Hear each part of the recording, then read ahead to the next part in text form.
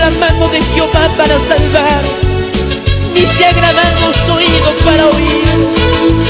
Él está atento a nuestro clamor. Sí, Señor, clame, búscale.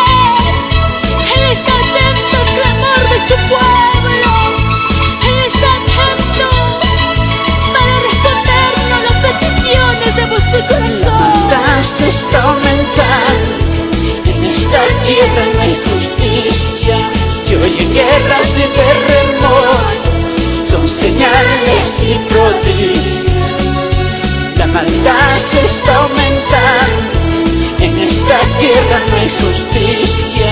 Se oyen guerras y terremotos, son señales y prodigios. Sí, Señor. Se están cumpliendo las profecías, lo que dicen las escrituras. Arrepiéntate, amado hermano, pronto viene Jesucristo. Él viene pronto. Se están cumpliendo las profecías, lo que dicen las escrituras. Arrepiéntate, amado hermano, pronto viene Jesucristo.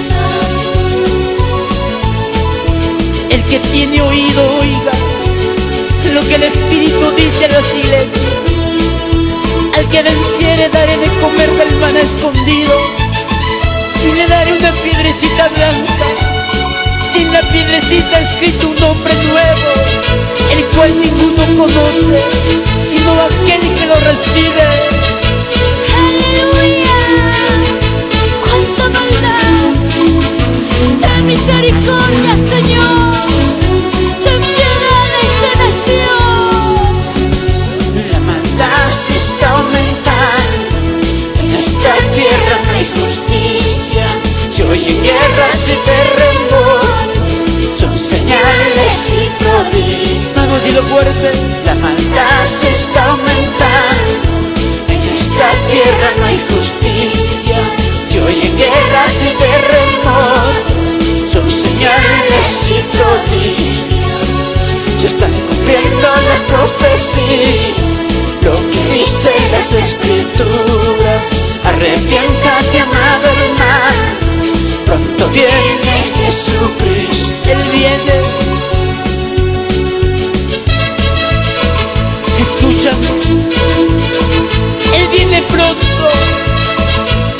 Él viene a llevar a su iglesia preparada. Prepárate, porque el cielo y la tierra pasarán, mas la palabra de Dios nunca pasará. Aleluya. Se están cumpliendo las profecías,